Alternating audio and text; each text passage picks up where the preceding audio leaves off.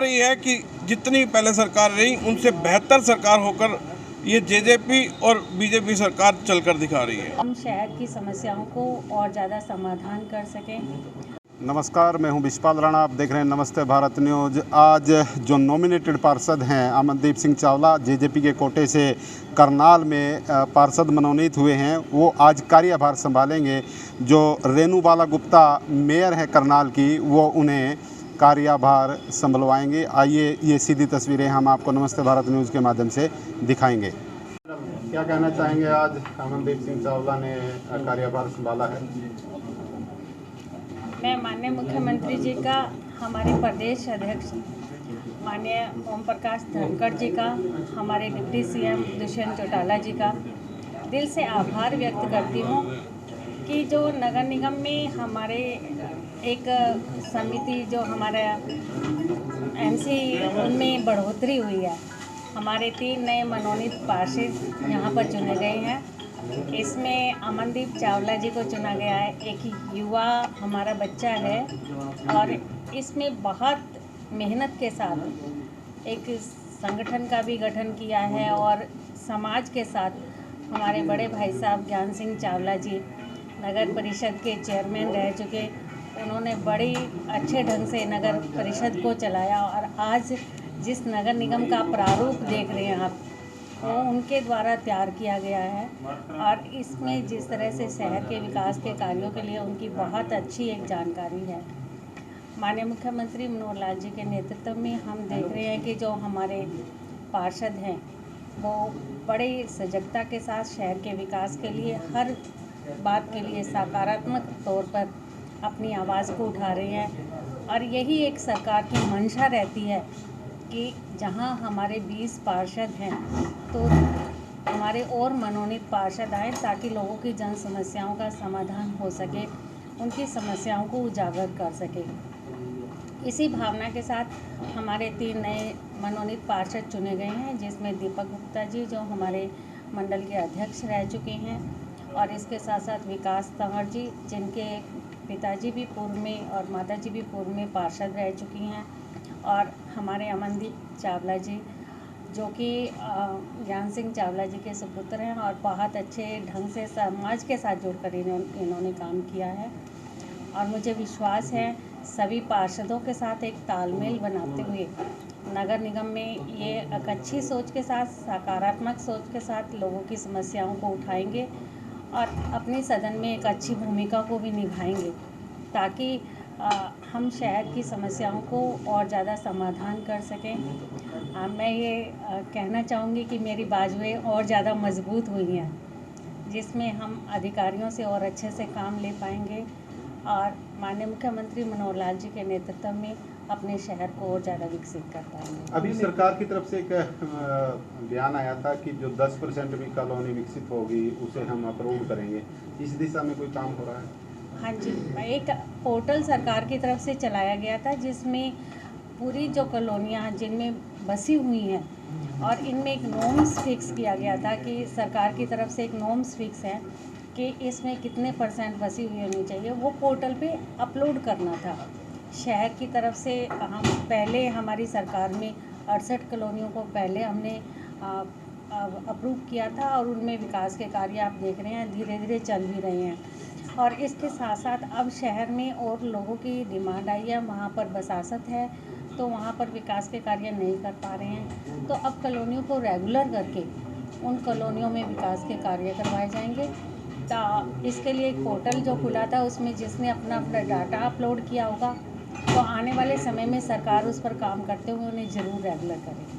Ma'am, एक brief में छोटा सा जानना चाहूँगी दर्शकों के लिए। आप बताएं कि जो नॉमिनेट करने का जो प्रोसीजर होता है पार्षद को, वो क्या रहता है, किस बेसिस पे रहता है, क्या कुछ परसेंटेज रहता है?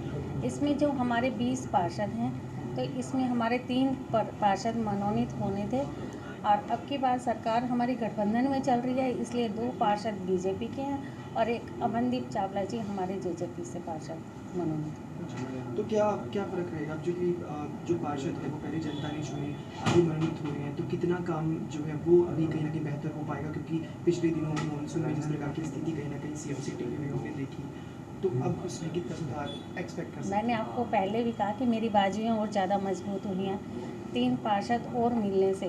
हालांकि 20 के 20 पार्षद मेरे पहले भी लोगों की समस्याओं को उठा रहे थे, पर कहीं ना कहीं लोगों का जुड़ाव रहता है कि कहीं किसी व्यक्तिगत जुड़ाव रहता है जिसमें वो अपनी समस्या को ज़्यादा बेहतर बता पाते हैं। तो ये तीनों भी मिलकर उन समस्या को उठाएंगे तो हम बेहतर कार्य कर पाएंगे और विकास दुगनी गति से आगे बढ़ पाएंगे। तो स्पेसिफिक वोट दिया जाएगा या किस प्रकार से काम करेंगे? आइए नॉर्म्स पूछ रहे हैं आप? वोट जैसे हर एक वोट के लिए एक पार्षद है, तो अभी जो 3 नॉमिनेट हुए हैं वो कैसे कार्य करेंगे? मतलब एक उनको स्पेसिफिक कोई वोट दिया जाएगा, क्या रहता है? ऐसा कोई प्रोसेस नहीं रहता इसमें। ये रहता है वैसे ये मनोनीत पार्षद सरकार को मजबूत करने के लिए, नगर निगम को मजबूत करने के लिए ये हर पार्षद का सहयोग कर सकते हैं। बाकी जिस एरिया में ये रह रही हैं उस एरिया की समस्या है। ये 68 कॉलोनियाँ जो अभी अप्रूव हुई थी उनमें काम चल रहे हैं, लेकिन विकास शुल्क को लेकर काफ़ी लोगों में नाराज़गी है, क्या कहना चाहेंगे उसके ऊपर? हाँ, अभी आपने मेरे से पूछा है जैसे सरकार ने अभी अपने अप्रूव करने के बारे में पूछा, मैंने आपको बताया कि रेगुलर कर रही है सरकार। क्योंकि देखो सरकार के पास कोई भी विकास कार्य करने के लिए यदि पैसा आता है वो तो जनता की तरफ से ही आता है। जनता के चाहे वो प्रॉपर्टी टैक्स से आता है, चाहे वो डेवलपमेंट चार्जेस से आता है, चाहे वो किसी टैक्स के थ्रू आता है या स्टैम्प ड्यूटी से आता है। अब इसमें जो शहर में पहले से जो विकसित कॉलोनियाँ उनमें काम चल रही है और इसके अलावा जो हमारी नई कॉलोनियाँ अप्रूव हुई हैं इसलिए उनमें डेवलपमेंट चार्जेस का एक प्रावधान रखा है। विशेष तौर पे सरकार ने एक पोर्टल चलाया है जिसमें एनडीसी का पोर्टल है। यदि आप अपनी किसी प्रॉपर्टी को कोई आप सेल परचेज करना चाहते हैं या प्रॉपर्टी आपने कहीं किसी एरिया में बनाई है उसमें सरकार आपको बेसिक एमिनिटीज़ देने के लिए तैयार है, तो वो शुल्क मैं ये चाहूँगी कि लोगों को देना चाहिए ताकि उनमें और अच्छे ढंग से विकास हो सके और ज़्यादा गति से विकास हो सके। लोग तो ये कहते हैं कि अगर सरकार पहले काम करवाएगी फिर हम वो जमा करवाएंगे। देखो बात लोगों की भी मैं बात जायज़ मानती हूँ कि लोगों ने पहले से घर बनाए हुए हैं तो लोगों को लगता है कि आज विकास शुल्क ना देने की से हमारे काम हो जाने चाहिए। सरकार भी इस तरह का प्रावधान रख के बैठी हुई है कि अपना किसी भी तरह से लोगों को बेसिक एमिनिटीज़ देने के लिए पहले भी आप देख रहे हैं जो कॉलोनियाँ बसी हुई हैं, चाहे उसमें पीने के पानी की सुविधा है, चाहे उसमें सीवरेज की सुविधा है, वो देने के लिए तैयार है। पर मैं लोगों से भी ये निवेदन करना चाहूँगी यदि सरकार विकास करना चाहती है तो आप उसमें ज़रूर सहयोग करें। आपके सहयोग से विकास की गति बढ़ जाएगी और अच्छा विकास हम कर पाएंगे। धन्यवाद। आपने विधिवत रूप से कार्यभार संभाला है, आप नॉमिनेटेड पार्षद हैं। आज जो सरकार की तरफ से माननीय मुख्यमंत्री माननीय उप मुख्यमंत्री दुष्यंत चौटाला जी ख़ास तौर पे जो उन्होंने मुझ पर एक भरोसा जताया और करनाल नगर निगम का पार्षद बनाने का कार्य किया, बेखूबी उसी भरोसे को कायम रखते हुए उस भरोसे का उसी लहजे से पार्टी की नीतियों को साथ में जोड़कर हर घर घर तक हर एक कहना कि छोटे छोटे नुक्कड़ तक पहुंच करके हर सरकार की सुविधाओं और पार्टी की नीतियों को लोगों तक पहुंचाने का काम करेंगे और जितनी भी मूलभूत सुविधाएं हैं वो लोगों तक पहुंचाने का काम करेंगे। क्योंकि जेजेपी एक ताऊ देवीलाल जी के सपनों को साकार करते हुए बनी थी और ताऊ देवीलाल जी के सपने साकार करते हुए सबसे पहले आता है या तो आदमी विपक्ष में रहता है या पक्ष में रहता है। जब सत्ता में होता है तो आदमी का एक ही कार्य होता है कि जितनी भी सरकार की मूलभूत सुविधाएं हैं वो जन जन तक पहुंचाने का काम करें और जितनी भी मूलभूत हमारी पार्टी की सुविधाएं, क्योंकि हमारी पार्टी सबसे पहले दुष्यंत चौटाला जी एक देवीलाल जी के स्वरूप गिने जाते हैं, उप मुख्यमंत्री वो यही कहा जाता है कि एक देवीलाल का दूसरा स्वरूप है। तो उसी स्वरूप को देखते हुए अपनी पार्टी की नीतियों को लेते हुए हर घर घर तक हर नुक्कड़ तक पहुंचने का काम करेंगे और सरकार की कोई ऐसी नीति नहीं होगी जो लोगों तक पहुंचाई ना जाए। क्योंकि मुझे पता है कि मेरा करनाल एक सक्षम है हर तरीके से, क्योंकि मेरे करनाल के लोगों को कार्य चाहिए, मैं जानता हूँ। इसीलिए जो हमारे उप मुख्यमंत्री दुष्यंत चौटाला जी हैं, उन्हें सबसे पहले आते ही अपनी जुबान के धनी हैं, आते ही युवाओं की तरफ ध्यान दिया, क्योंकि जानते हैं कि हमारा हरियाणा भी सक्षम है। और आते ही जो नियम लागू किया, 75% युवाओं को रोजगार देने का काम किया, क्योंकि हमारे जो हिस्से का हक था वो कहीं ना कहीं बाहर प्रदेशों में बंटकर जा रहा था। तो उन्होंने कहीं ना कहीं अपना हक दिलाने का बहुत बड़ा एक कार्य किया। जब से हरियाणा बना, वो एक हरियाणा पहले ही कहा जाता है कि देवीलाल की देन है। देवीलाल जी के स्वरूप ने उसे एक पूरा पुरजोर लगाकर काम करने का कार्य किया और 75% युवाओं को उनका हक दिलाने का काम किया कि वो युवाओं को अपना रोजगार मिले और खुद कमाकर अपने परिवार को भली भांति संभाल सके, ना कि हम गिनी हुई रोटियों पर। क्योंकि हमारा हरियाणा और हमारा करनाल इतना सक्षम है कि वो चाहता है कि हमें कार्य दीजिए, हम काम कर कर अपना पेट पालने का और अपने परिवार के पेट पालने का कार्य करें, ना कि फ्री की रोटियों पर जाएं।